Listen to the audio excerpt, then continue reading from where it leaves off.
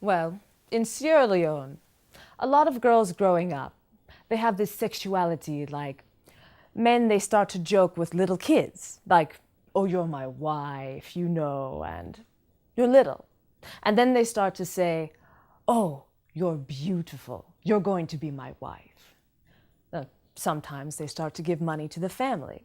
Sometimes they start to touch the girls, hug you, or just do like that. Sometimes girls, maybe 13, 14, 15 years old, they're getting married to older men. And once you're past the hotel steps, you're not in rich, swanky, foreigner-filled India anymore. You're in real India. And just as I'm walking from the hotel to the beach steps, I hear these voices, Indian voices, excited male voices. And suddenly there's a group of them, young Indian men just surrounding me.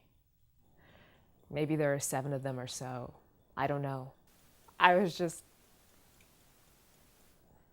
pulling at my dad's shirt around me.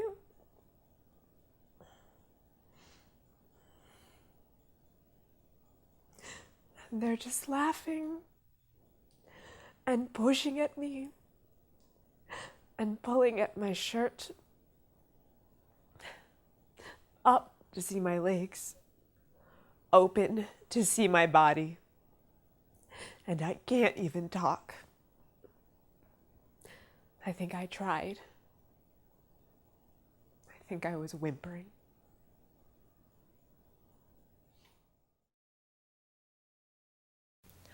Let me give you an example. 2 students in my class stayed behind to talk about this, 2 women.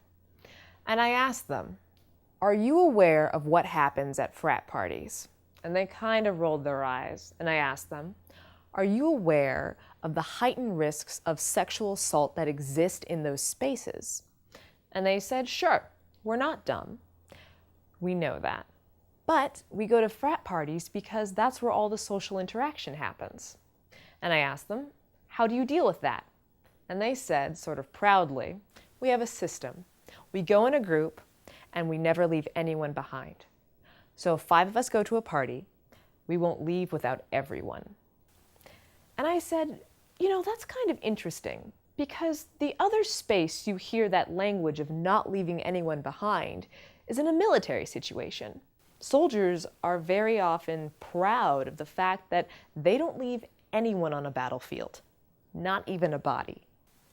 That's the language of war you're using to describe what's supposed to be your pleasurable social experience.